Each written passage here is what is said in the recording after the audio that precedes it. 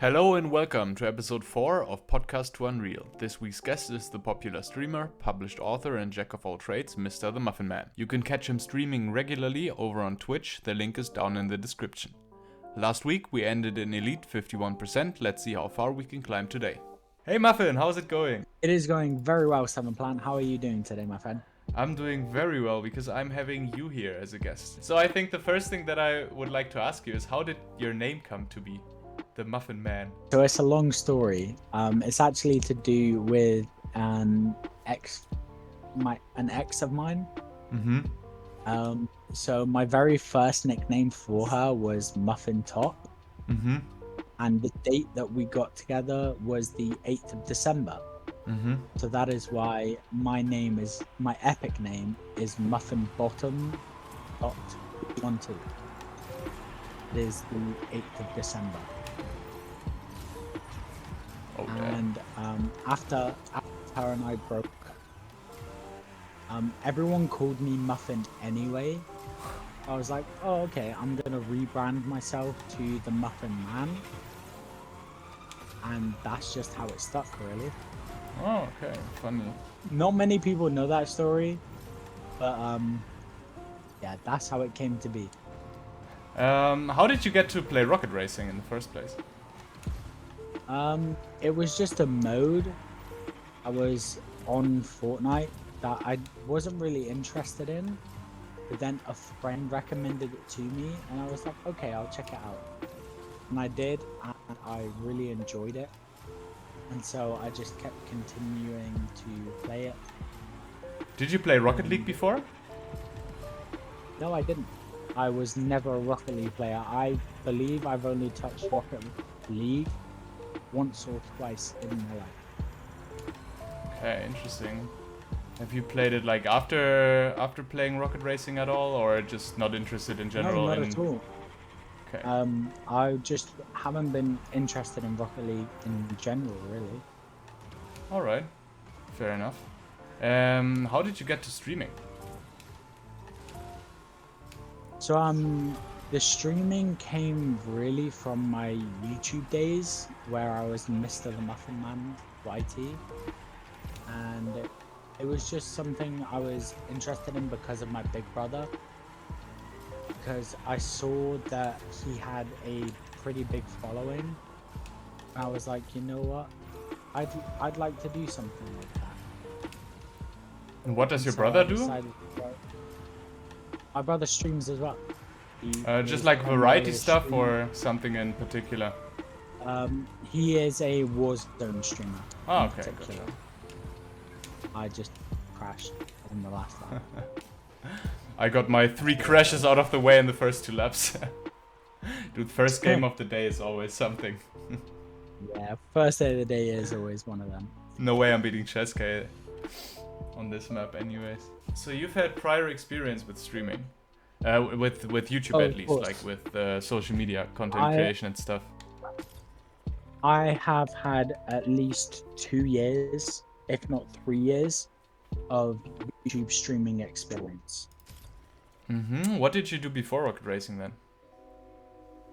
So before rocket racing, I used to be a Call of Duty Black Ops Cold War player, and I used to play Apex Legends as well. And I would play Fortnite, but I would play rocket racing. I'd play ranked, as in arenas, or I'd play just normal battle royale, and that's just what I'd do. And now you're not really interested in YouTube anymore, or? My YouTube account actually got hacked. Oh, damn. And so after that, I really dropped away from the YouTube scene because I was like, well, if I've got all of these security measures in place and it's still able to be hacked, I'm not going to go back to it. You know? Yeah, totally. And then streaming was just something you enjoyed more, or? I've always enjoyed streaming, really. Like, I am a person with chronic anxiety. Like, it is really bad. It used to be even worse. The point where I couldn't order takeout. Oh, damn. But I got a lot more comfortable with it when I moved over to Twitch. because I was able to build myself a community, and I was able to associate myself with other top level rocket racers. Right. So it's kind of like therapy also a little bit, kind of therapeutic to get over anxiety. It is very therapeutic because when you have the right people and the right setting, then you can overcome anything. Yeah, I think I think especially the rocket racing communities is a good place for that, because it's such a tight-knit community with a lot of really genuine and nice people that even if you have anxiety, even if you like try to stream and you're unsure what you're doing, there's nobody here that's gonna hate on you. Oh, of course. Like, I have the entirety of the last 6 months to a year to thank the rocket racing community, because they have done nothing but support me and my close friends, and it is really just a good place to be able to find yourself. Yeah, definitely. And it's going very well for you on Twitch. I think you're probably the second biggest streamer on rocket racing streamer, of course, on the platform, like behind Spuns. I believe at the moment I am, because obviously Spuns pulls in a lot of viewers. You will have a lot of lurkers and things like that. I like to think of myself as up there. Yeah, I think you're definitely up there. Because I was able to build my community from scratch, like other people have done. I was able to get the traction a lot earlier than other people were. Because I actually have Blair Z thank for my traction, really, because I was in his channel a lot, and that's how I got to know multiple members of the community. Such as Honey and Lars and Blake and a bunch of the other people as well. Oh yeah, Honey's in your stream a lot. Yeah, Honey, honestly, she has her own command in my chat. Because she has supported me a lot, and she's also just a very, very good person in general, as much of the community is. Dude, she's every time she's in a stream, she's just spreading so much positivity everywhere. It's so nice to see. Oh, of course, and now Honey's got some good karma coming her way as well. And it is really refreshing to see when good people get what it is that they deserve. Yeah, definitely. She also streams, right? Honey does stream. She's actually doing a stream tomorrow, because I managed to quote-unquote bully her into it. Because she wasn't going to stream, but I'm like, Honey, you've got to stream. Okay, yeah. You're going to stream. Oh, some guy just absolutely messed up my mag big time. It's fine. I also crashed one time. Damn, what you doing in 7? I crashed twice. Castle? Castle once, and then that mag again. Well, at least they fixed the... Oh, okay, wait. At least they fixed the respawn on the castle.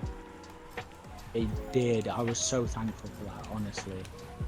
Now you're not completely out once you die once there. I don't know who Skibbity Ninja is, by the way. It's some good player. That is Mr. Prototype Ninja. Ah, okay. Number 3 in the world, right? Right. That's who that is. Makes sense, because I was practicing a map earlier that he was first in, and okay, I died on castle. This is over. I was wondering who that is, but of course it's Prototype Ninja. I should have made that connection. Oh, I missed the checkpoint. Oh, I didn't miss the checkpoint. Dude, I really have to practice Riviera. It's embarrassing what I'm doing here. Holy. And Proto's already finished. No. This is such a bad track to talk while playing. It's crazy, dude. It really is, because you have to stay very, very focused on this map. Yeah. It is an extremely technical map. In the last podcast episode that I did, that I actually recorded yesterday and already posted, with Sproku, we talked a lot about, like, the main thing we talked about was map design, and he also said that he thinks that Riviera is probably the best designed map in the game, and I would have to agree. There's so much stuff that is good with this map, and I also like that it's long, which a lot of people hate. But it's nice. I like it. I like the different things that you can do on this map, the different routes you can take. Of course. It's pretty. Riviera is actually one of my specialist maps, which I believe that I am actually very good at. My PB on this map is a 326. Okay. That's So pretty crazy. I think I've never been below a 330. See, I've had quite a few sub 30s, but they have been near perfect runs. And then when I got my 326, it was a pixel perfect run. All of the mags, all of the skips, all of the shortcuts. I did everything perfectly. Yeah. And it was still only a 326. Yes, because there's so much stuff that you can hit on this map. Like, just think of all the places on the castle, for example, where you can get double pads, or even in the end where you can hit more than 2 pads when you drift through there. It's crazy. Exactly. So you can get remags on the castle and the double pad as well. It gives you so much speed, so much momentum. Yeah, but that's for Tentrix Jam. That's not exactly for me. That is for Tentrix Jam. See, I believe that there are 3 main people for the Riviera map. One of them is Tentrix Jam. One of them is, of course, Mr. Energy Wizard himself. And then the last one would have to be Mr. Prototype Ninja. Although probably Dylan could get a record on that map also if you wanted to. And E-Wars, yes. you can never forget about E-Wars or DOG, but yeah, those are the 3 that come to mind. About E-Wars. Dude, it's crazy. He just comes back and gets Here's a dated controversial opinion. This is my own personal opinion. I believe that if you were to put E-Wars in a ranked lobby, he wouldn't be able to survive. Because he is very, very good at speedruns. He is very, very good at private maps. But I don't believe that with all the factors and the other racers and things like that in actual racing, I don't think he would be able to handle it. Because he would make a mistake and he would try to reset and there wouldn't be a reset button. You know? So I think it's something that I thought about before actually, because I've had a similar discussion with someone else, like who would actually be the best player.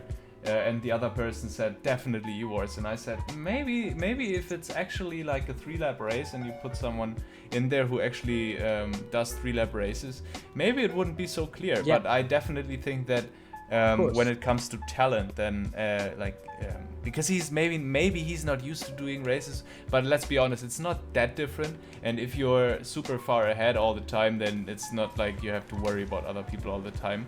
And why I think that he could literally just come in and be the best player in ranked also is because like he barely plays the game, then he comes back and just gets an outrageous world record like almost instantly.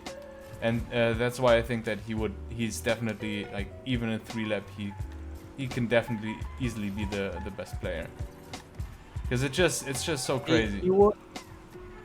E-Wars can definitely hold his own, but if you put him against one of the top rocket racers right now, I don't believe he'd be able to do it. And one of my examples would be from the speedrun tournament that was done through Blair Zed's channel, where A6 beat E-Wars. Yeah.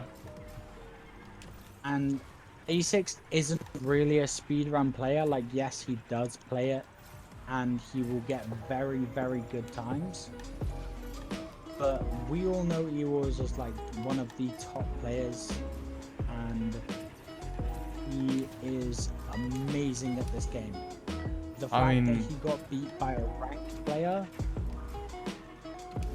I don't think that A6 is a ranked player anymore. He isn't. Right now, he is not a ranked player.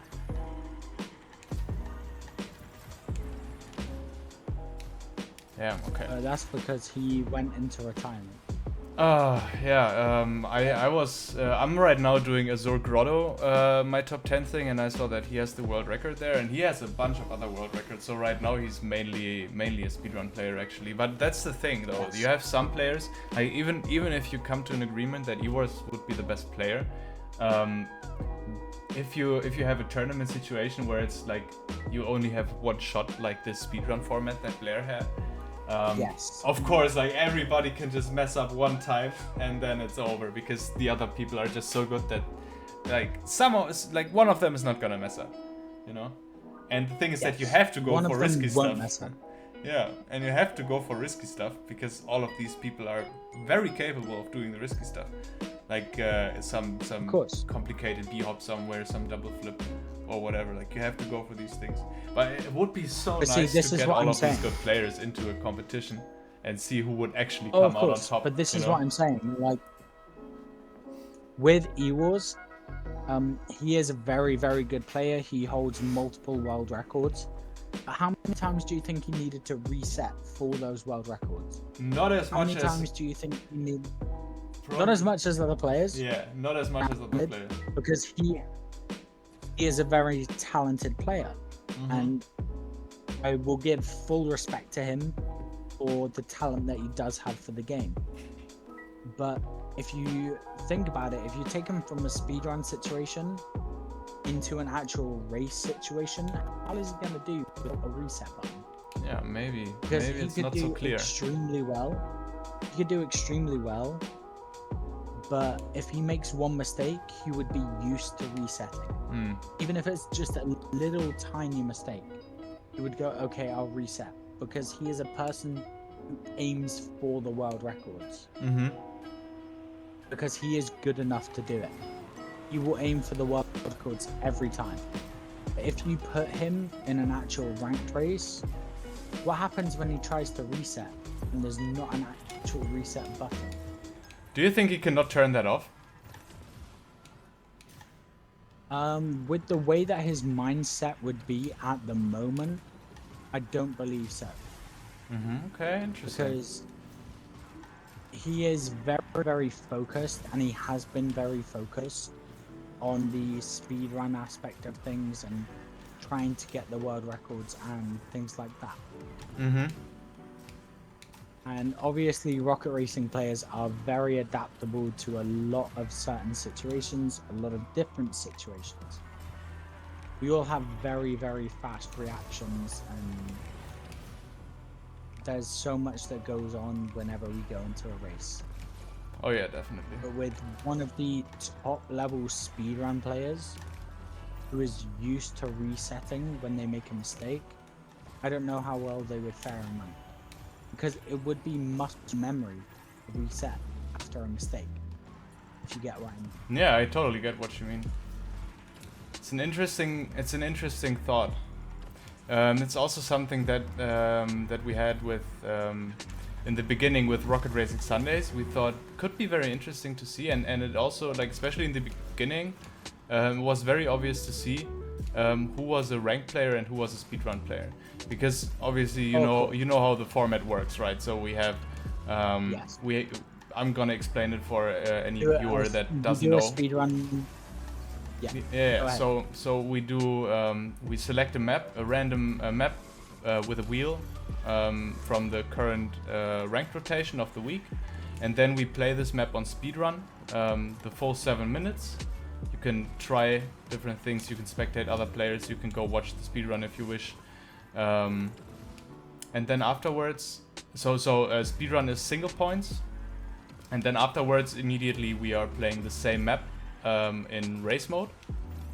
And we had the theory in the beginning, which definitely got also confirmed, that the people who are speedrunners don't necessarily perform as well on the 3-lap race. Even though we've had especially in the first season, we've had a couple of very notable world record holders and very notable speedrunners that participated, and they did not always perform as well as you would have expected in the 3-lap races, which was actually funny to see how that works. But yeah, there is definitely an argument that someone who only plays speedrun isn't necessarily gonna be super good in 3-lap. But I think that it's something that you can get used to very easily.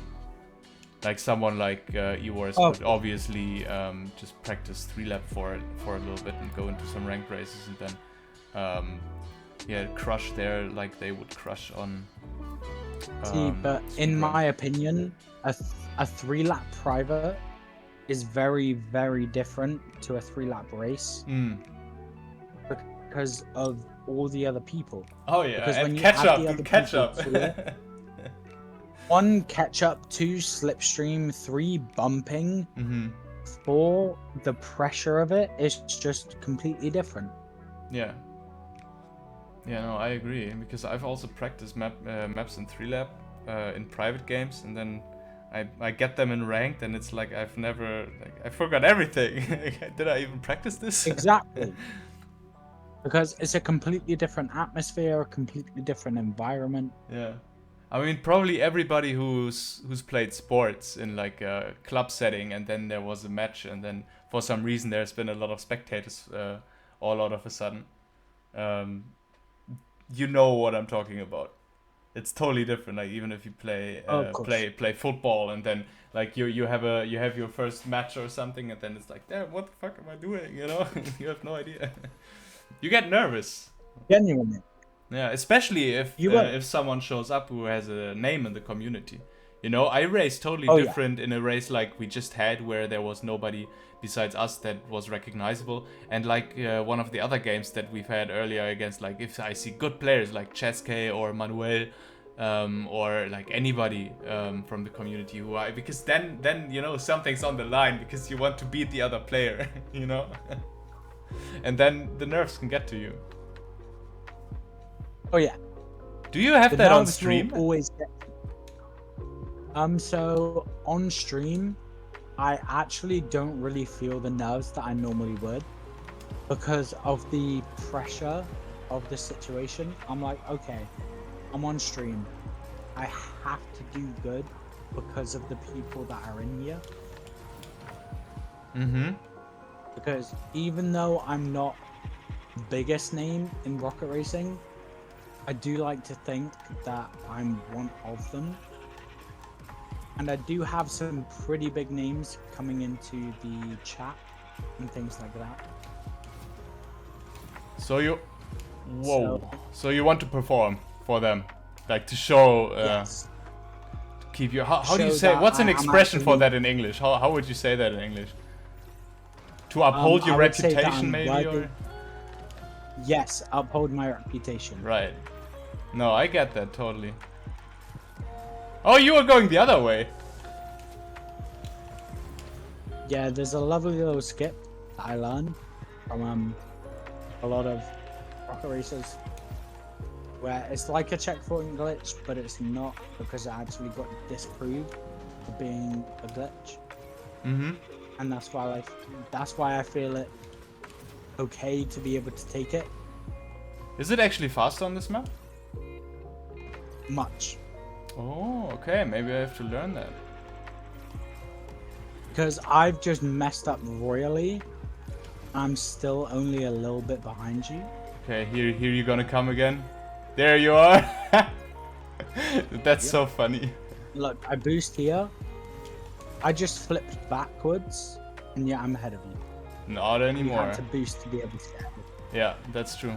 Man, maybe I have to learn the rod on this map then. That looks fun though. You're gonna confuse a lot of players. Oh, very much. Because here, at this part, I can actually double boost. I mean, I saved the turbo anyway, so I'm good. But if you didn't save a turbo, you would have been beaten. Would have been very close. Yeah. Okay, 70%. Almost champion. Well.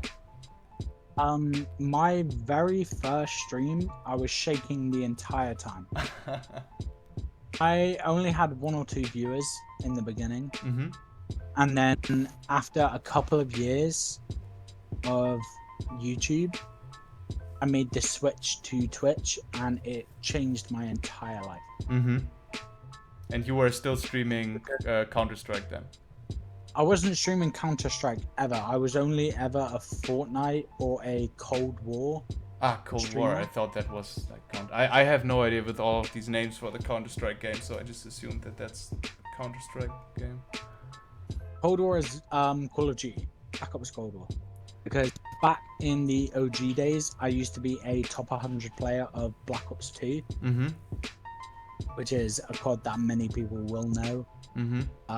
I got recruitment offers from FaZe and from Optic and from quite a few other organizations as well. Ooh, nice.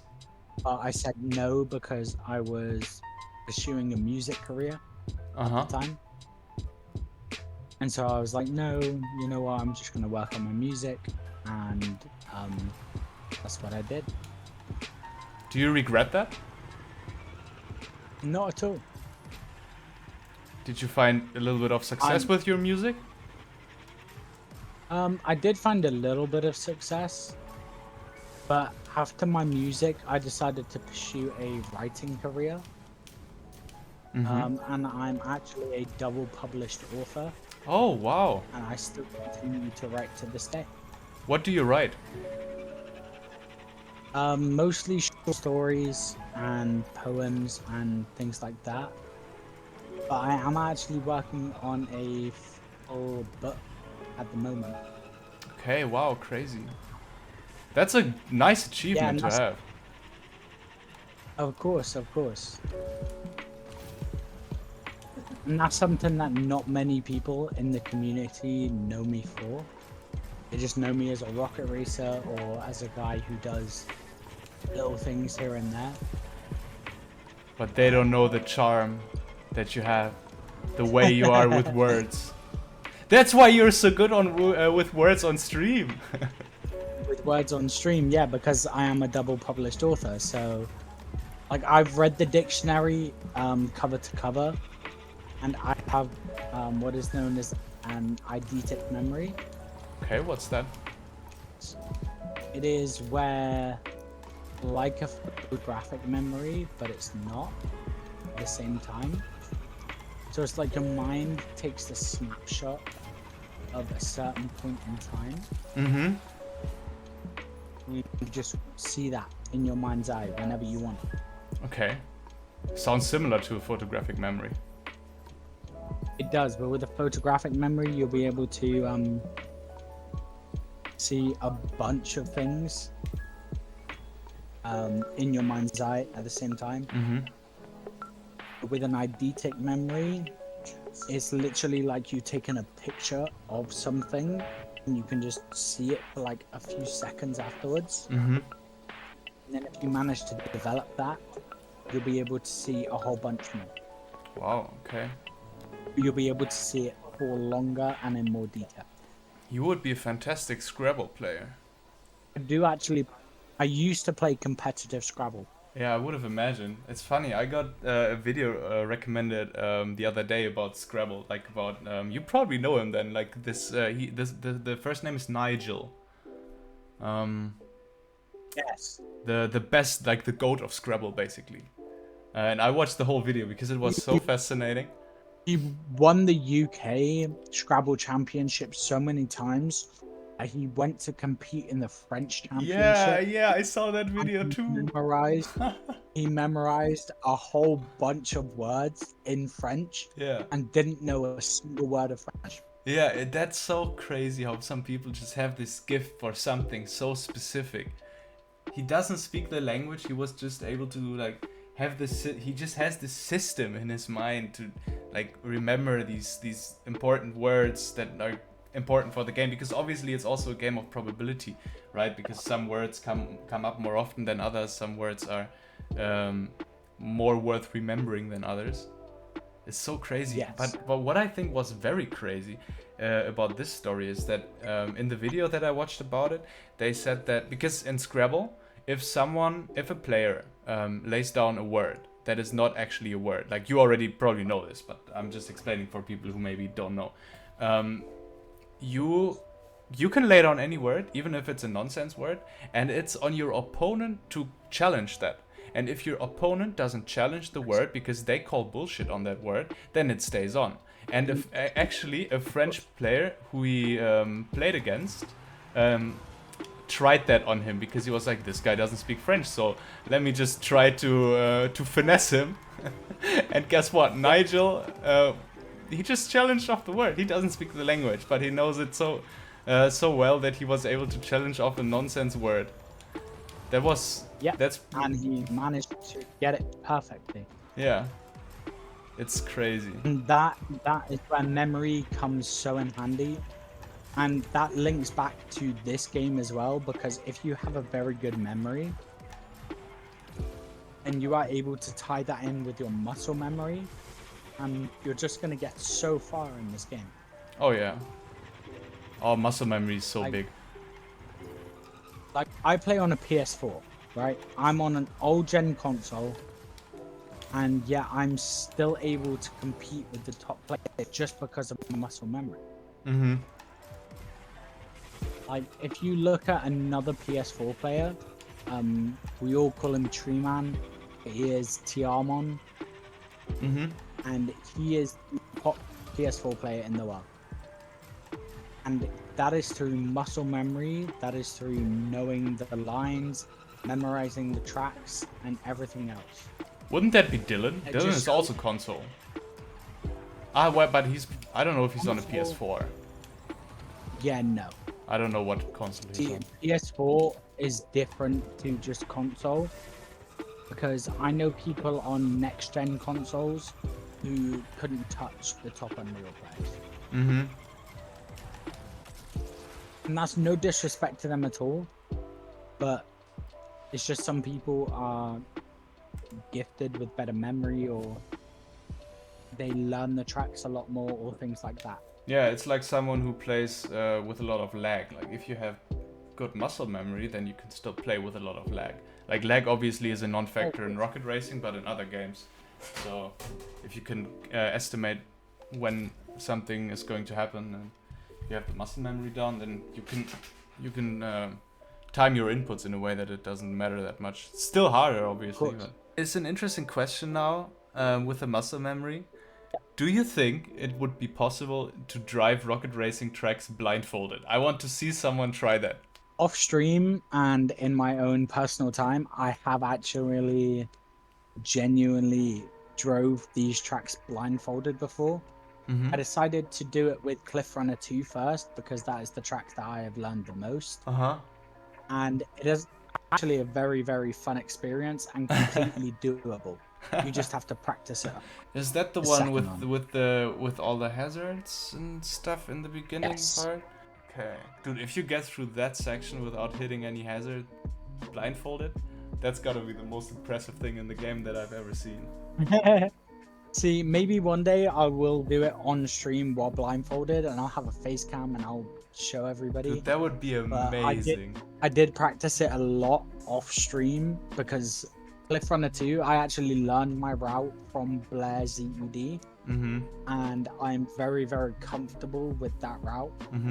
And there's other games where people do blindfolded speedrunning. I saw a video the other day of a popular Monster Hunter World streamer, and she faked a blindfolded run. That was so interesting to see, and people analyzed the whole video. It's crazy how much people fake things. I don't believe in any of that. Like, with me, what you see is what you get. I will always be genuine with my viewers, with my community, because I feel like to be able to gain the followers that I have, to be able to build the community I have, I've always had to be real. Yeah. It's not a requirement, don't get me wrong, but for me, it is one of my big points. What goes around comes around, I like to say. The karma. Of course. If you put good into the world will give you good back. Yeah, I definitely agree with that. That's what I believe is working for me at the moment, because right now I am actually homeless, Oh, And yeah, wow. I'm Okay. still able to. I'm still able to stream. I'm still able to talk to people. I'm still able to meet new amazing people. And I believe that that is because of the good karma that I've put into the world. And sometimes it will work, sometimes it won't. But I'm just very thankful to be blessed with the people that I have been blessed with. Yeah. Definitely. I mean, you have a It very, is. very great community on Twitch for sure. Oh, I do. And I cannot thank them enough. Like, every person that has followed me, that has showed support, has completely changed my life. Yeah. And Community is that one of the is most what important things in the world. Like, imagine you're, like, even if you're a super rich person, if you don't have anybody around you who you enjoy spending time with, or who supports you, Oh, of course. it's just gonna be a I will miserable always, life. always say, as I have done before, time is always more valuable than money. Yeah. Because time is non-refundable. You know, like you can get money back, you can never get time back. You will never be able to get that time back that you spent on other people. Yeah. And if people are choosing to spend that time on me, I will always, always show my appreciation. That's why I end my stream with the outro that I do every time. I always go, thank you guys for spending your time with me. I really appreciate it. I hope you have a blessed day. I'll catch you in the next one.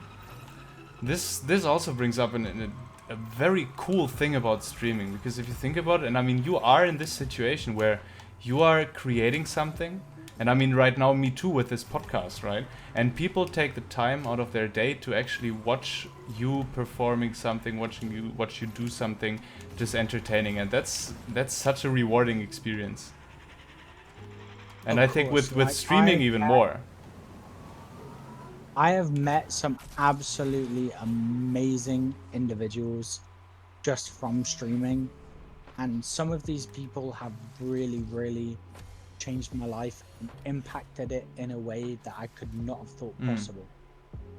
Like, I started streaming when I was 18, 19, maybe 20 years old, and to go from streaming to one or two people to now streaming to 20 plus people almost every stream, Yeah. it's an absolute absurd journey. It's just so cool that you've built this, and It people is. come, like they see you online and are like, hell yeah, my favorite streamer is there, and I'm gonna watch him play and entertain us. It's so cool. Like, the one person I do have to give a little mini shout out to is Skulls of Gold. Mm-hmm. This man has over 20 days watch time in Oh my wow. stream. And I have known him for less than 5 or 6 months. Mm-hmm. Like, he met me through another streamer, through another rocket racing streamer, and he has been in my stream almost every single day since. That's so And cool. he's accumulated over 20 days of watch time. Like, he hasn't donated any bits or any subs. He has just been there for every stream. And he has Wow. an emote, a command, and a VIP badge. That just shows that, in my opinion, the right people will value you and appreciate you for who you are. Yeah. If you're gonna be fake on Twitch, I think people are very quick to notice that. Oh, of course, people will always be very quick to point out that you aren't a good person. And I have been accused of that many a time. But I didn't let that get to me. I have just carried on with my journey, continued on with what I've needed to do, and I've done it. There's enough people who know who you are. You don't have to prove anything to Exactly. anybody. That's the nice thing. And at this point in time, I'm just trying to prove things to myself. And that is all it is. What are And you I trying to believe that prove that is to yourself exactly? that I can stay determined, that I can stay focused and driven and on top of the goals that I set for myself. Uh-huh. because I'm not trying to be the best in the world. I'm not trying to be the biggest person in streaming. I'm just trying to find a sense of fulfillment, really. Gotcha. That's a good way to look at it, I think. Something Of to course, just find something that keeps you And- going. of course. Like, I've been through so many experiences in my life. Mm-hmm. So many experiences. And if I did not find my community or build my community, I don't know where I'd be. It's a nice pillar of support, I'm assuming. Definitely. This is the best community that I have found in all of gaming. All of gaming. So speaking of the community in general, because obviously you're a very, very entertaining guy and you're so fun to watch on Twitch, which made me wonder, and it's also something that I'm going to ask Spans, for example. Yes. You already do kind of like variety content, like a little bit, but you still mainly do rocket racing.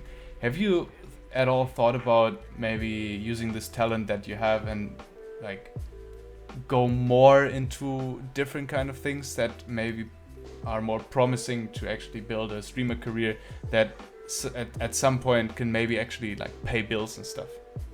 I have thought about that quite a few times because obviously with the drop of the first Descendant and with the hype that Rainbow Six Siege is getting, I have been tempted to go across and play those games. Mm-hmm.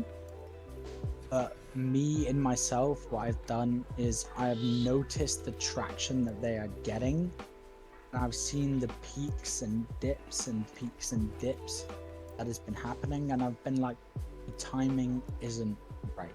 Mm-hmm. Because when those games have blown up, everybody's been streaming it, everybody's been hopping on it. And there's like 10 different streamers with about 3 to 4 viewers each. Right. And I'm like, okay, I have my own community, but if I were to stream this, I'd probably only get the same amount of viewers. Right. But if I stick with my game at the moment, which has good traction, then I'm able to get the viewers there. Right. But the thing that I think is very true for you, specifically because you have such a you actually have a community, because there's probably some streamers that stream rocket racing who get the occasional viewer because they are streaming rocket racing and they are good rocket racing players. And for you, I feel like because you have this community, you could more easily deviate from rocket racing more and still hold your viewers. Of course, and that is why I have done certain experiments with other streams before. I have done facecam streams, I have streamed other games, and it has been a very good experience. And I love my viewers and my community for tuning in. It just hasn't pulled the same viewership. Mm-hmm. And so it is true that the that's- most people that watch you still would like to see you play rocket racing. Yes. Okay, gotcha. But there have been some points where I have been playing Reload or Festival within Fortnite, and I have managed to garner almost the same amount of viewers. And I think that's just because I have managed to train myself to the point where I am good at those other games. Mm-hmm. Because I pride myself on being a jack of all trades, as egotistical as that may seem. I have practiced quite a few different game modes in quite a few different games. And people will come back if you are skilled enough at the games that you play. Uh-huh. But it seems like if you aren't skilled enough at it, people will not return. Yeah, Yeah, I think that's a fair assessment. And If that's- you're super bad at a game, then nobody's gonna tune in to watch you. Of course, and that's just the up and downs of the Twitch community. Mm-hmm. You know, like people will hop in and they'll be like, "Oh yeah, you're pretty good. I'll stick around and watch you for a little bit. If you're good enough, I'll give you a follow. Mm-hmm. If you're not, then I'll just leave." But that's why almost every stream, I always go, I just want to give a quick shout out to my lurkers. Thank you guys for being here. May not be active in chat, but I do see you. Right. Because I aim to reach every single part of my community, and that's what I believe other streamers are lacking. See, with Spuns, anybody who comes into his stream, whether he's racing, whether he's AFK, whether he's playing Pokemon or words on stream, he will always interact with his viewers. Oh yeah, for sure. And I believe that's what gives him one of the biggest viewer bases, Mhm. if not the biggest, whole community. Yeah, me and Sproku were also So saying a lot of positive things in the last episode about Spuns. He's just the greatest guy. See, there's not a bad word I have against Spuns. No. I mean, there is a couple of things that I could say about him, but they wouldn't necessarily be bad. They would just be the fact that he likes to hit the ban button once too often sometimes, and it will Really? discourage viewers from coming back. I've seen him ban people just for a simple emote. Wow. Okay. So, but even so, he is definitely changing those ways, and he is genuinely just one of the goats, in my opinion. Yeah. He is one of the most prominent people in our community, and he is one of the pillars of our community. Because there's a lot of people that tune in for a Sponge stream, and if people didn't have a Sponge stream, they'd probably lose their minds. Oh, I just met really badly. Yeah, I want to focus up. I need to win this map. What's your PV on this map? 47. Okay. I've had a much better PV than What's your PB? I've had a... Well, actually, I think I've had a better PV than Okay. Then that tell was me what your only PB when is. I wasn't much logged in. I've had a 46.4. Oh wow. Okay. That's pretty quick. It is, but that was after watching numerous other races. I was after getting my route from multiple other streamers and the speedrun website and all of that sort of thing. Because I'm not a person who practices. I won't go into speedruns, I won't grind the new tracks, I won't do any of it. I will just go into rank and I will learn out by myself. That's actually crazy. That you're I still believe managing that- to be this good even though you don't practice. See, sometimes I will hop into speedruns with other players, but that'll be once in a blue moon. A lot of the time, I will just hop into rank by myself and I'll be like, you know what, I'm gonna crush this man. Mm-hmm. Okay, I have to focus up for this Like with the ending map bit. playing right now. All good. I've already crashed 3 times. Oh yeah, this is one of the Way maps down. where people tend to crash a lot. Oh yeah.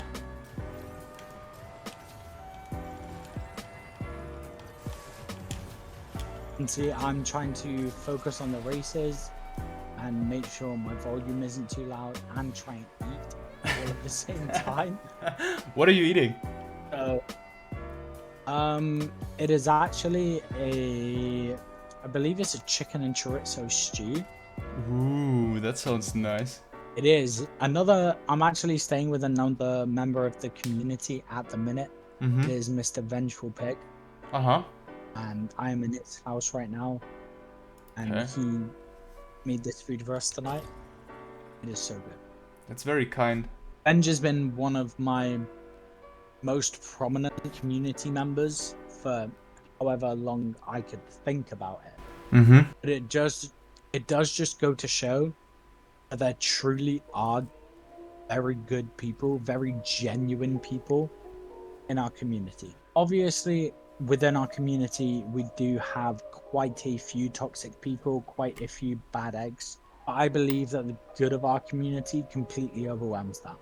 You mentioned earlier that you tried to pursue something with music. I'm interested in that. Of course. What kind of music was it? So it was rap music.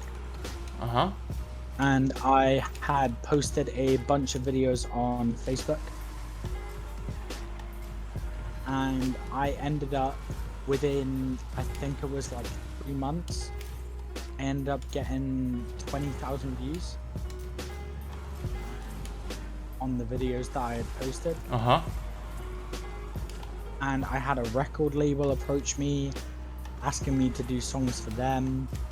And I actually had one of the biggest charities in the world, which is Barnados or Barnados or something like that. They were asking me to do some music for them as well. And the record label and the charity themselves, they had at least half a billion supporters. Oh wow. Both of them. And what happened after that? Like they approached you, did you get a contract, like a record deal? With the record label, I did. With the charity, Barnados, that I was going to do the tracks with, they never actually ended up responding to me. Wow, So, okay. I was just left out in the dark with them, really. And I was pretty annoyed about it. But then I realized, you know what, one opportunity lost is another one gained. Mm-hmm. And after Barnados didn't get in contact with me, I ended up becoming an author. Right. And then that's when I got two of my books published, and I started to continue writing, and I got into that a lot. I've been a writer for as long as I can remember. Uh-huh. Like in primary school, all the international viewers that may be tuning in, this was when I was like 9-10 years old, and my work got sent to the head teacher, and that piece of work actually got forwarded to a publisher, and it got published. Wow, So that's when I was just amazing. 9 to 10 years old. That's so amazing. And so and so after that I was like, okay, I might have a real talent for this thing. But I used to do a whole bunch of sports. I was playing 14 sports a week. And so I was really focused on that. And then after that dropped off, I went into music. And then after the music dropped off, I went back into my writing, and I still write to this day. Okay. I read so much as well, because knowledge is power, and I will always believe that. What do you like to read? I like to read anything, really. Genuinely anything. I will read things from autobiographies to fantasy to audiobooks. Oh yeah, Audible is nice. I've just started. Okay, keep going. Go ahead. No. Okay, so I don't read a lot. I'm gonna be honest. I don't like reading. It's a lot of effort for me. It bores me. The only time when I'm ever really reading is when I'm on vacation, when I'm like laying on the beach and you know, and as rarely as that happens, yeah, that's the only time I read. I was last time I was on vacation, I got this book, Atomic Habits, which you may or may not know, which is like about building small habits to improve your life. Basically, I wouldn't say it's a self-help book, but it's it's kind of a book to It's along the lines. yeah, it's like to improve your life. Yeah, you know, so like you basically want to change something. You want to maybe like start going to the gym more often, or you want to start reading more often. You know, this book is gonna help you develop the habits to do that. And I read a good chunk of it on my vacation, and as soon as I came back, I just stopped reading, which is so ironic that it was this book, because even this book couldn't help me build good habits. But yeah, that's why Sometimes that happens. yeah, sometimes that happens, and that's why I now discovered audiobooks for myself. Because funny thing, my girlfriend is actually right now reading a book series which is especially for women currently very popular, which is the A Court of Thorns and Roses book series, which is like a fantasy romance book series that is super popular right now. And she listened to the audiobook in Spanish, obviously, because she's Mexican, so I couldn't listen to that. But then she bought the books herself, because she also just wanted to have the physical books standing in her bookshelf. And then I was visiting her like 2 weeks ago, and I just, you know, she was working and I was just in her room doing nothing. And I just grabbed the book for fun and started reading, and then I read a little bit more, and then she just suggested, like, why don't I get like a free Audible trial and just, you know, listen to it and see if I like it or Just not. see how it is. Yeah, right. And I actually continued. I listened to it. It's like a really good audiobook. It's like with like different voice actors and stuff, and sounds and stuff, and I really enjoyed it. So I listened to the first book within like, which was like in total I think 16 hours. I got through that in like 3 or 4 days. Which is, I mean, pretty quick for a book. Like, I'm not gonna read a book in that amount of time usually. And it's like 500-page book, so it's not that short. And now what I'm doing, which is very nice, and also something that I've learned from the bit of the Atomic Habits book that I actually read, something that's very good to build habits is to couple some things.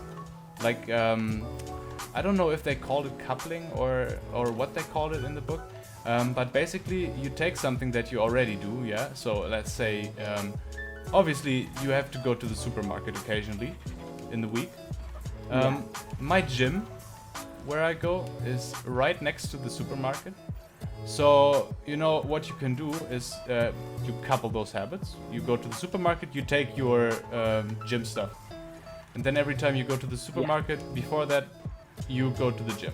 You know, stuff like that. And what I'm doing right now, also related to the gym, is for the second book, what I've started doing is I'm only allowing myself to listen to the audiobook while I'm in the gym. And for the past couple of days that I've been doing that, it's been working brilliantly, because I really want to listen to the audiobook, but I'm only allowed to listen to it while I'm in the gym. So guess what? I've been going to the gym. Exactly. See, I used to go to the gym a lot as well. Until obviously I became homeless and I couldn't go anymore. Right.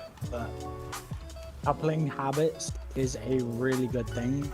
I would recommend to anybody, because being able to pair two completely separate things into one thing is gonna be a win-win situation no matter what. Yeah, it's very valuable. Very valuable trick to build good habits. And like I said earlier, knowledge is always power. So if you manage to couple it with something that will educate you, it's never going to be a bad situation. No, definitely not. But yeah, I don't read a lot, but audiobooks right now are the thing. If I read anything by myself, it's probably also thrillers. And the only book that I've actually read more than one time in my life was, I read The Hobbit like 3 times. The Hobbit is a good one. Yeah, it's a really good one. A very good one. See, with me, I will reread some books over and over and over again and never get bored of it. Mm-hmm. Give me like your top 3 favorite books. Top 3 favorite books. I've read over 3,000 books in my lifetime. Okay, but if you had to give me a top 3. If I had to give you a top 3, yeah, not in any particular order. The Twilight series, okay. The Twilight series, most definitely. Mm-hmm. Another one would have to be the Harry Potter series, because there's so much detail in the books that they don't include in the film, and it just annoys me, frankly. Yeah. And another series would be the Skullduggery Pleasant series, Okay, I've never heard which of is a that. rather obscure one. What's that Yes, about? it is about a living, breathing, talking, alive skeleton, Uh-huh. but it is to do with magic. So Skullduggery himself is an elemental. There are two separate paths of magic that a sorcerer can take. One is elemental, one is adept. Oh, but there's another one as well, which is a necromancer. So there are three separate paths. And Skullduggery is an elemental. His partner, who is called Valkyrie, they end up becoming a necromancer as well. But both of these people, and this is shrouded in mystery in the first three books, they are actually the two most powerful sorcerers in the world. And it's a series? So it has 15 books in it, I believe, and Oh, I've read damn. each and every one of them. I've read each and every one of them 3 times. Crazy. That's a lot of time spent on that series. Must be very good. Like it is very good. I once spent I think it was 2 or 3 weeks just reading that series and then rereading it again. We should have a whole Because it entire was that show good. just called Book Talk, where you talk about books. Yes, that should be a very, very good idea. Next season is gonna be Book Talk to Unreal. And dude, that's the go from unranked to Unreal while we talk about books. No, wait. So it's gonna be like this. I'm gonna play to Unreal while you are in the background reading books. You're gonna read It's books because to of the people. British accent, huh? Oh, hell yeah. The British accent is the best for podcasts and stuff like that. Yeah. I'm so sorry for all the I've people that actually- have to listen to my German accent here. But honestly, the German, a lot of people actually like it. Really? They do. Okay. I wonder why. People will still think British is the best for like ASMR and things like that. But a lot of people do like the German accent. I just saw someone vaporize in front of me. I wish I had a German accent Not like, do you know Werner Herzog? I do not. It's a documentary filmer and director of movies. A very famous guy, but I don't know if he's still doing stuff. He's more of an older guy. But he's a German guy and he has the best like narrating voice ever. In my opinion, he rivals David Attenborough, who's obviously the GOAT of narrating stuff. David Attenborough will always be the GOAT. Definitely. But It has it. okay, I'm not gonna try to make this sound English. Werner Herzog is, in my opinion, like rivaling him. He's so good. There's this one scene in one of his documentaries where they are, I think, in Antarctica, looking at penguins, and there's this one scene where this depressed penguin is just heading for the mountains, and he's just narrating like, this penguin is headed for certain death, and there is nothing that we can do to spot him. Yeah. You know that scene? Yes, Oh, I do. it's That one I so have good. seen. It's so good. He has such a good dramatic narrating voice. It's amazing. Because I have actually read aloud to quite a few people before, but I've also recorded my own audiobook as well. That's something that nobody knows. Okay. This is the Muffin Man lore. Right Okay. here. I have recorded my own audiobook. Do we need and that it is for the very community? obscure. I mean, we might, depending on how people like it. What book did you narrate? It was actually an original piece. Oh wow. So it was one of my own original works. Yes. That makes it even better. I would love to hear that. And this piece of writing that I narrated is called November Nights. And what's it about? Is it And short stories? So this one is actually a longer novel Mm-hmm. by myself, and it's about two people who randomly meet on a night in November, Mm-hmm. obviously, Obviously. and ends up becoming a twist of the tale between two strangers who find connections in the most random of things. Mm-hmm. Because I am a very, very firm believer in karma, and a very firm believer in when one door closes, another opens. Mm-hmm. And so I wrote a novel based on that, and it actually did very well. I'm not going to say how well for obvious reasons, but it did pretty well. Is the audiobook published or just the book itself?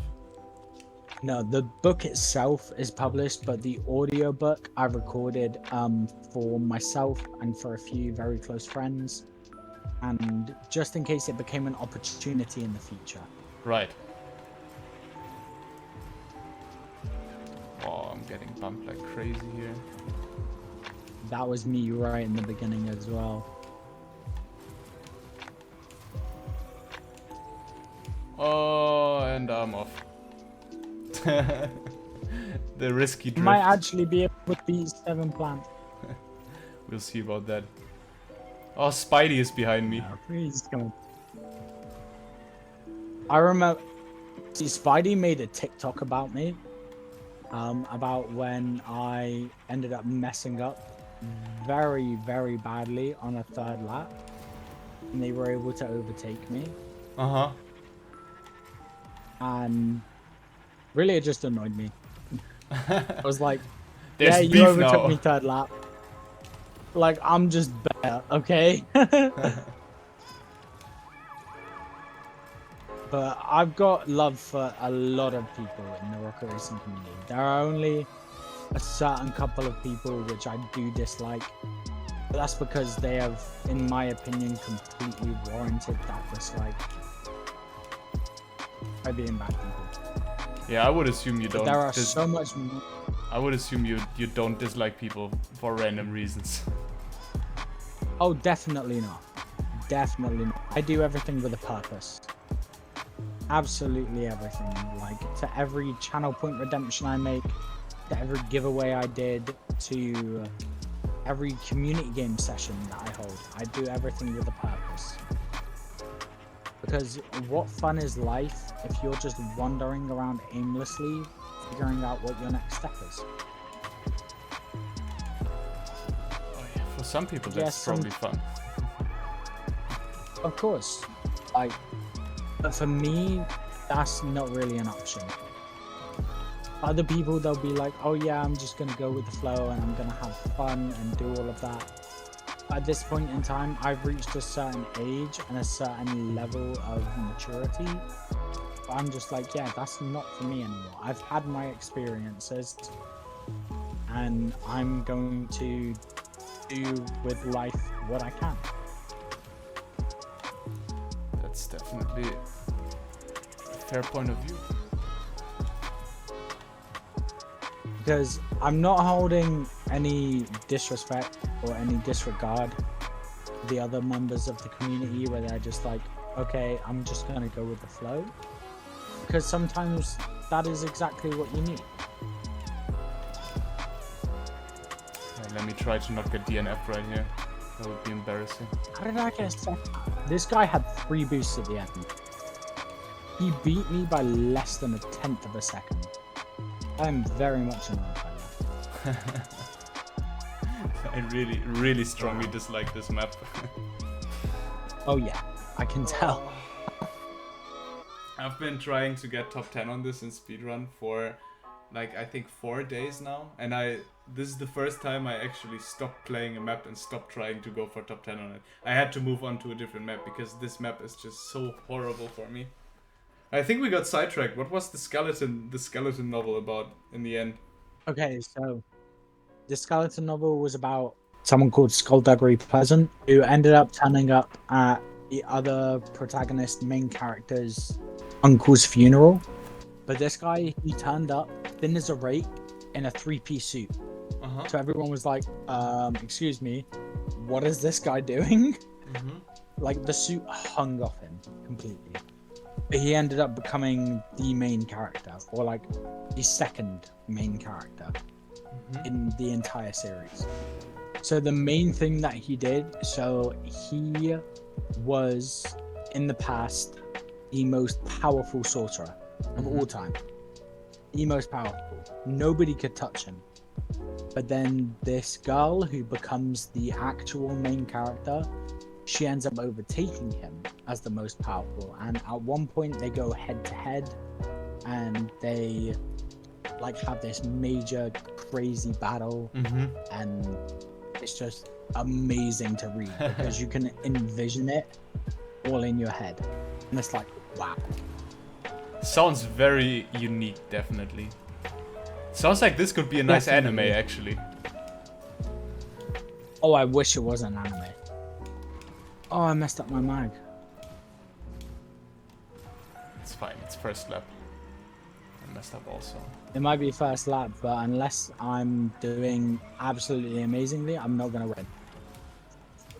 I don't recognize any names. Wrong way. I flipped the wrong way anyway, so all is good.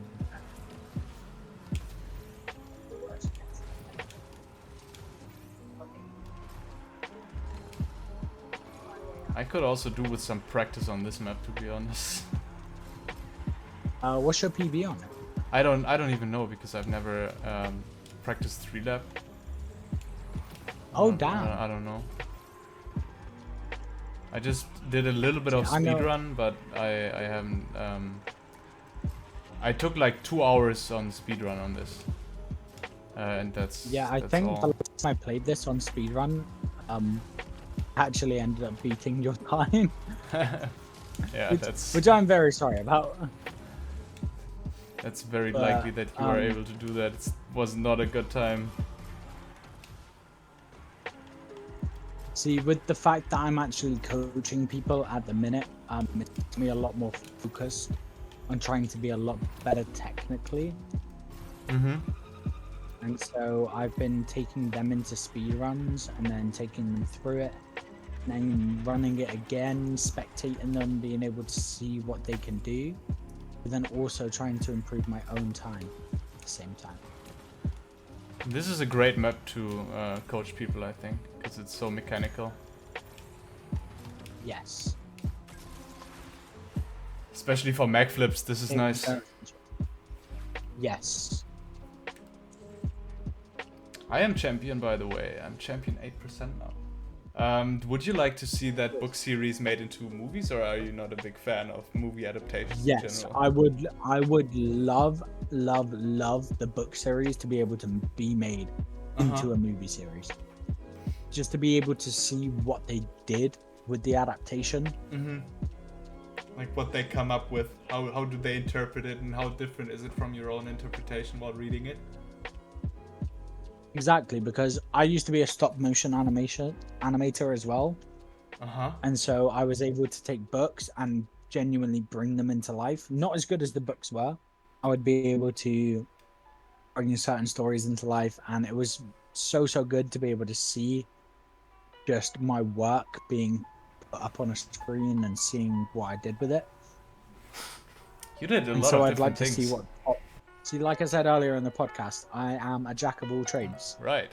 I know a lot, or I know a little about a lot of things, because one can never have too much knowledge. Ever. There are so many different things that you can learn about in life. And why stop yourself at a few that you are most knowledgeable in? Right. Like, oh yeah, I know this, and I know this, and I know this. I'm not going to learn about anything else. Why would you do that? You know, like, I see each and every new day as a new experience.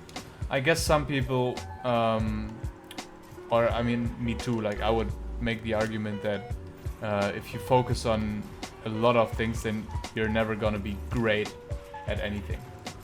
You know, and if you focus on one thing, maybe you can be the You best at could it. be great at it. Yeah.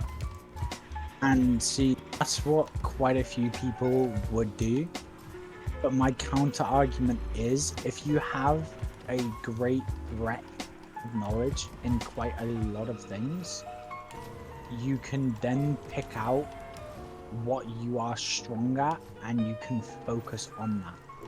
Because you never know what you're good at until you explore your opportunities. That's very true. See, how do you think Frodo found out he was good at rocket racing? How do you think User found out the same, or Spuns, or Gooder, or any of these top level rocket racers? Because they've already experienced a lot of things and done a lot of things in life. And they found this game, and then they were like, oh wait, I'm actually not too bad at it. Mm-hmm. And so they pursued it, and they carried on practicing it, and then boom, they got to the point where they are today. The same with me. I started this game very, very late.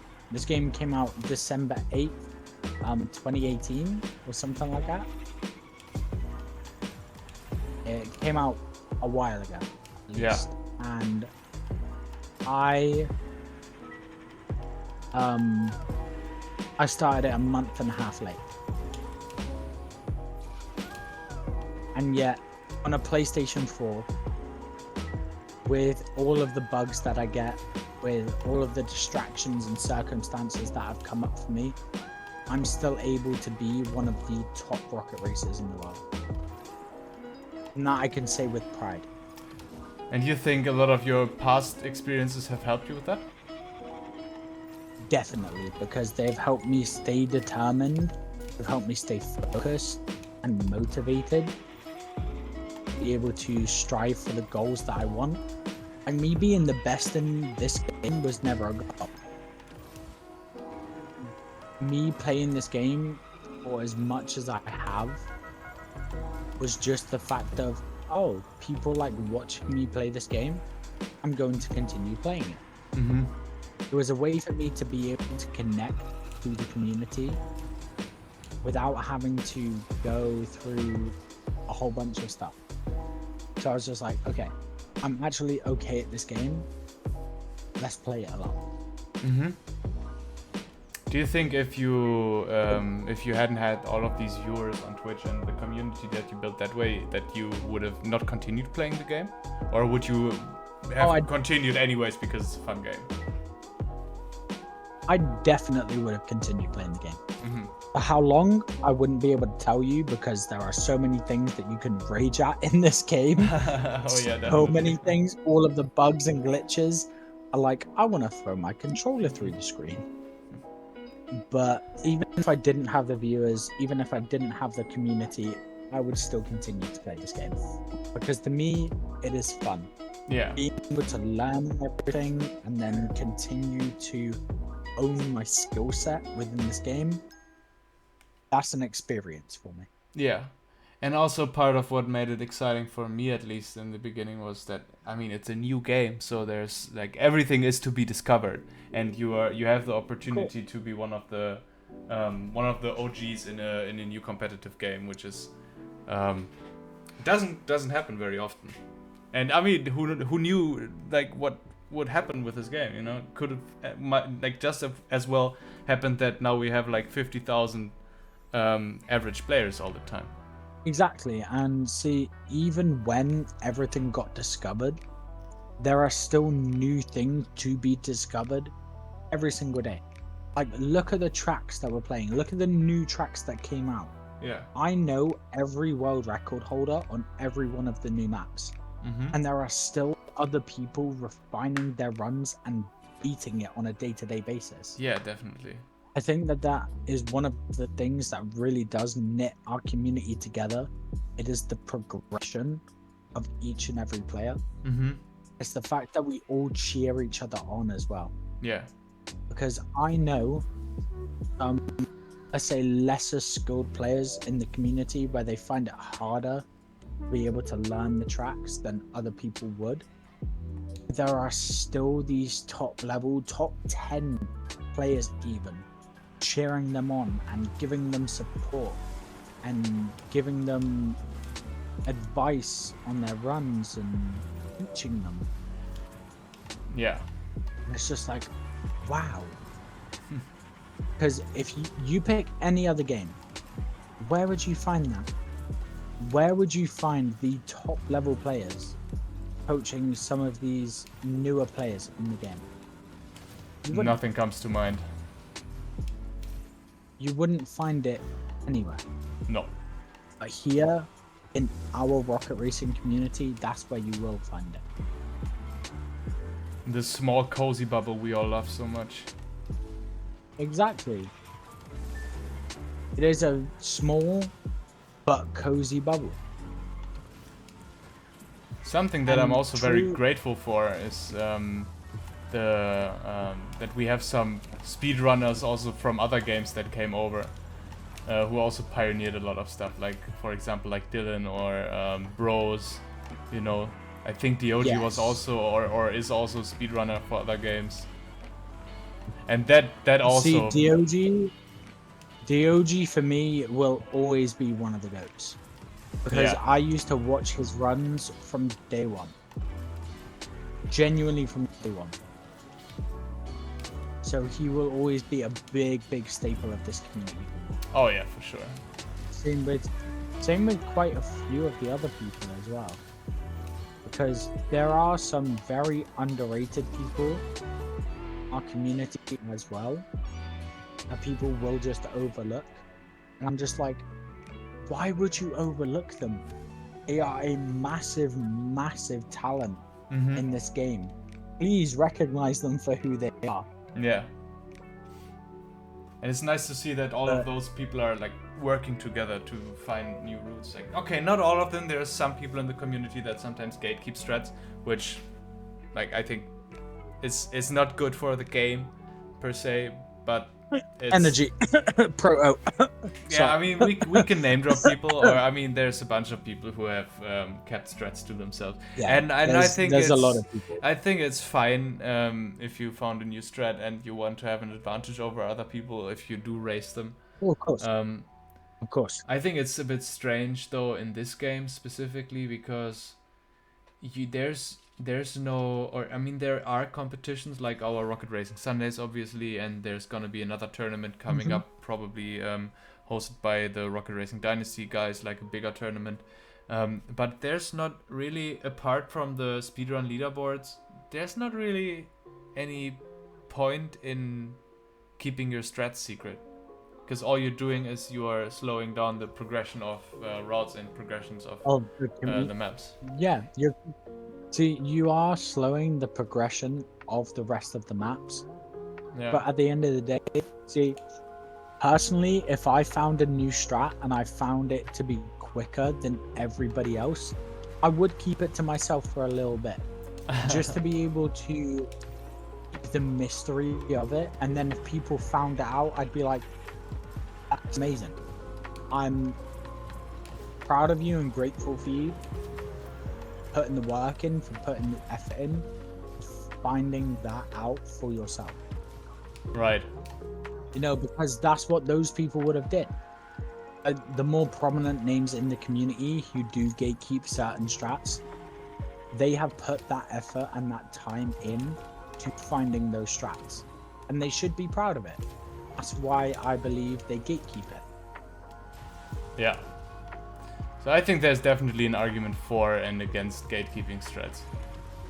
I think a little bit more against it because of because there's a lack of competitive scene.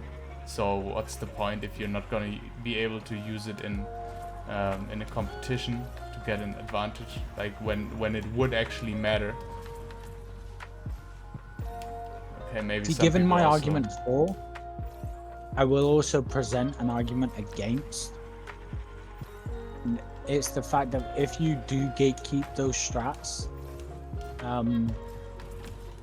yes, you might be gaining an advantage, but what happens after that? Like, how much pride do you genuinely gain from gatekeeping it when you could benefit an entire community? Well, and you would be able to help your teammates, say in a competitive standpoint, gain an edge over the rest of the competition. yeah. See, because even talking on this map, I have done a strat recently, which I have seen quite a few players emulate, and I haven't gatekept it at all because I'm like, well, if I know it, then I believe other people should know it as well. Obviously, other players won't feel that way because they'll be like, oh no, I found this out for myself. I'm going to make sure it stays with me. And that is the whole for and against argument. Yeah. It's like, I found it myself, I'm going to keep it. Or it's like, I'm going to help the community and I'm going to share it. Oh, by the way, we have. I wanted to mention this earlier when we were talking a little bit about player counts, but we have 7.6k players right now. We have 7.6k players right now. Yeah, and I think That's a huge and that's what I saw in the previous days. Also, like we constantly have over 7k players, which is very nice to see.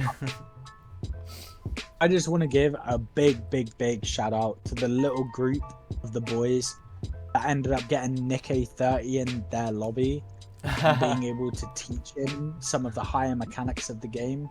Who was because that? I believe that's it was Zorro and it was Scoob and it was Arctic and it was a whole bunch of them guys. They ended up teaching Nick A30 how to mag flip. Oh, that's amazing. He had a couple thousand viewers in his stream at the time, and big props to Nick as well for being such a good sport. But he joined the boys lobby, and it was just like, yeah, that was huge for the player base of Rocket Racing. Oh yeah, that's awesome. That probably enticed some people to give the game another shot. Definitely, because they saw Nick A30 being coached by this random ragtag bunch of people who were actually super cracked at the game. Yeah. And they were like, you know what? One of my favorite streamers is being coached by these random people. That just shows how good the community is. Let me give it a go. Yeah. Would be cool to see more bigger streamers collaborating with some good players in this game. Oh, of course. I know that Spuns wanted to maybe try to get some other definitely. players. I've actually been able to speak with Spuns about a couple of them opportunities, only very briefly, mind, but he was once speaking about some collaborations with bigger streamers, and it's unfortunate that it hasn't really come through yet, because this community does deserve a spotlight, in my opinion. Yeah, I think so too. But seeing the player count up to 7.6k when for the longest time now it was only around 3k on peak times is a very good sign. I mean, if you think about it, the player count has doubled since like 2 months ago maybe. I have to check the stats, I don't know exactly, but it's grown, and this is a promising sign. Very much so. Because also they have made a lot of improvements to the game, which a lot of people still overlook all the time and only complain about everything, which I think is not fair. I don't think you can really complain about everything all the time in this game, because there's a lot of stuff that they have fixed, and the maps are now like, even if you give the maps some shit sometimes for maybe sometimes being lazily designed or not well designed, like Basalt Burrow, for example. There are many other maps that are perfectly good. Exactly, and one of the big problems that a lot, because I watched a lot of YouTube videos about people complaining about the game, like, why did Rocket Racing fail? Why is Rocket Racing dead and stuff like that? And one of the main points that a lot of people said is that it is super repetitive, because all of the maps are essentially the same, because they look the same, they feel the same, which is definitely true if you take into account the average experience of someone starting up the game in Season 0. Because most of the maps were this arid, dusty theme. Basically everything looked like Daydrifting or Cliff Runner or Puddle Jumper. And it's especially if you just start up the game and you just play Daydrifting 1 for 5 times in a row, then maybe you're gonna be a bit turned But off. But they've if you made take a player joining in now with the map rotation that is up with all of the new additions to the game, they will have it in a completely different perspective. Yeah, it's way more interesting, and I think you do have to give them credit for doing that. They have brought out so many new maps with like a lot of different themes. Oh yeah. And something that Sproku yesterday told me that he doesn't like is, for example, that in this update all of these maps have the same theme again. And I think in the great scheme of things, even though I can understand his point on that, I think it's fine because in general we do have a relatively wide map pool now of a lot of maps that look very aesthetically different. And maybe in this season, because we do get the new maps every week in the map rotation, maybe it's gonna be a little bit repetitive for someone, but like the latest in the next season, it's gonna be different again because we're gonna have maybe a new set of maps that look very similar, but at the same time all these maps are like still just sprinkled in with the other ones from before. So I think there is definitely a lot of variety. I'm just gonna give one example. Look at the map we're racing now. It is Jackrabbit. Mm-hmm. Compare this map to say Dust Up 2. They are night and day. Yeah. In similarity. Absolute night and day. And that's one thing that the developers have done well with. Obviously, there will always be something to complain about, as there is with everything in life. Yeah. But given where credit is due, we do have a very diverse map pool at the moment, and it's really keeping people on their toes because they are throwing some very, very obscure maps in here. And it's making even us top level Unreal players be like, whoa, okay, what do I do here? Yeah. The map rotation is different every week. That's what I like about it. Yeah. The map rotation thing is, that's one of the best changes that they've made also, I think. So you don't play the same maps all the time, you have a rotation. Also, it's, I think, the perfect amount of maps that we have in a rotation in a given week. I think if we had more, it would be a bit overwhelming, and if we had less, it would still be stale. What I hated was, after the Metallica update, it felt like you have Thresh Mountain every other race, and that was very annoying to me. Yes, honestly, that was one of the most annoying things. The fact that that one map was so repetitive. I suppose they were still trying to push it after the Metallica update. Oh yeah, so definitely. Like, okay. Definitely, they were trying to push it. We're still going to try and push this map down people's throats. And for me, it felt so pointless to practice because it's a map that is gonna disappear. So what's the point in practicing it at all? But here's my counter argument to that. Every map is going to disappear at some point. Just because it will not be in the ranked rotation. So it's like, well, if it's not going to be in ranked, what's the point in practicing it? Right, but I mean, it's different from like this map is gonna disappear on the 16th and it's never coming back, or this map is gonna temporarily be in map rotation and it's maybe gonna be back in 2 weeks, you know? Yeah. If you could add one thing to the game and remove one thing from the game, which would those be?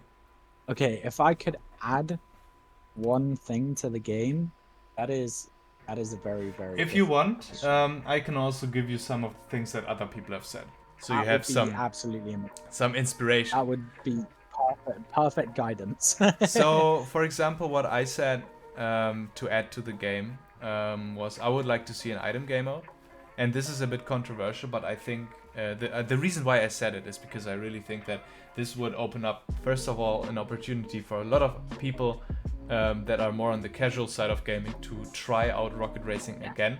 And I do believe that a lot of those players like maybe not a lot of them percentage-wise, but in numbers, a lot of those players would then also maybe discover that they really enjoy the game, and then they would stick around for the competitive side of it. So it would give us an influx of new players if the mode is done well, and that is, I think, probably gonna be a very, very difficult thing to do. But I see a lot of people that wish for this mode. And then second, it would just be like plain old fun for the rest of us competitive racers who just want to have some off time. Would be amazing for you to have for the stream. Probably to do this would be probably very exciting to have like a Mario Kart rumble kind of mode in rocket racing. So Yes. that's what I said to add. And Darth said the same. He would also like to see a rumble game mode. See, I it was don't. me and a few of the boys were talking about it. Mm-hmm. Way before even any of the suggestions came up, and it was like, imagine if they added a Mario Kart game mode. It's actually in one of my VODs on my Twitch channel from quite a few weeks ago, Right. and it would be an amazing addition to the game. Yeah, I think so too. I believe what they should add, though, if I had any suggestion, is they should take a page out of Rocket League's book. They should add a mode where demolitions are possible, because then in race, collisions would actually matter. Instead of it just being an annoyance, it would mean that you would have to focus on not only your routes, also about the other players, making sure that they don't absolutely ruin you. Right. Dude, I'm just ruining myself right here. What the? There's no coming back from what I just did. Oh, you're gonna see that Even once though you a see lot the of people podcast. wouldn't like, even though a lot of people wouldn't like the demolition game mode, I think they warm up to it. Like, I was playing community games earlier with some of my community, and it was a mode called Brain Rot Box Fight. Uh-huh. It's one of those fun, silly game modes where it's just absolute chaos all of the time. But quite a few of them, at the beginning, they were like, I do not like this game mode. I want to get out of it. Uh-huh. And then they played one or two more, and they were like, I actually really enjoy this. And so I believe a demolition game mode would benefit everybody, because it'd mean so much more fun.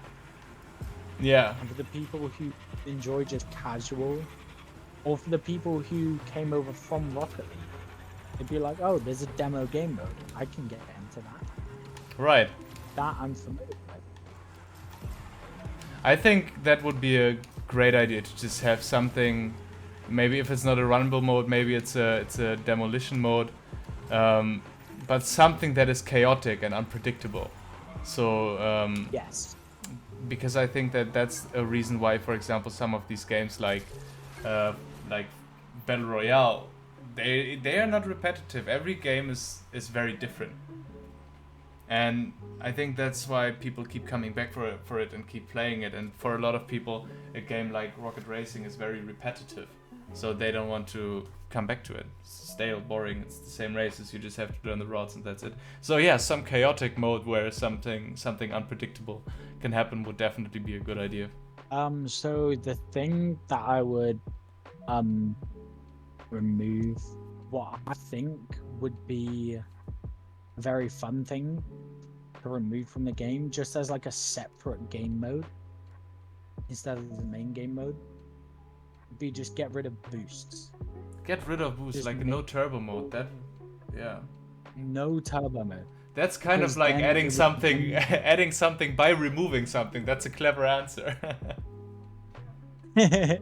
Because then it would genuinely rely on your driving skill, on your routes, and on everything in your skill set. Yeah, that would be amazing to Because it would see. still be, it genuinely would. I'd Because love you'd to have see to that. think about people bumping you. You would have to think about like, oh, I can't boost here. How would I be able to get through it as fast as possible? Yeah. And it would just be complete and utter mayhem. in the best way possible. Yeah, you know what they should do? So- I'm gonna talk to Darth about this. Because he's one of the mods for the speedrun.com site. How about we have not only a competitive and glitched section, but why don't we have a no turbo section? No turbo section. That would be so Exactly. nice to see. I'd love I that. was speaking about that about 6 weeks ago. I was saying, why haven't they added a no turbo section to the speedrun.com? That would be Because so I'm cool. not really on speedrun.com. But I was thinking, well, if they've added a glitched mode where they can do all of this crazy stuff, Mm-hmm. why would you not add a no turbo mode as well? Yeah. Where it's still insanely crazy stuff, but it's not breaking the barriers of the game. Mm-hmm. Interesting. Maybe Yeah, at it's some just point like- we're gonna have limited time game modes like we have in Rocket League. That there's some rotation and Yes. there's some special modes like we have no turbo. Maybe we have a rumble mode. Maybe they can come up with something else. You know, would be cool to see. Hopefully they do, because it would really inject some life into this game mode, because we've all known that it has been declining in participating players for a while. And then obviously when the boys taught Nikkei 30 some stuff, it shot up Mm-hmm. in participating players. And Yeah. now it's starting to go down again. And that's the thing with new games or new game modes, or even game modes that have been out for a while. They need to add new stuff to keep people coming back. Yeah. This game mode has been out for a while, and for a lot of the OG players, it will be stale. So Yeah. in my opinion, if they added new stuff to it, not only would it bring OG players back, like, okay, they've added some new stuff, they've done some crazy stuff, let's see how it is. Yeah. It would also attract a whole new group of new players being like, oh, this game was just racing before, but now I can play this mode where there's no boosts, Mm-hmm. and I can play this game mode where it's like Mario Kart. It Yeah. would go absolutely crazy. Would make things a lot more interesting, certainly.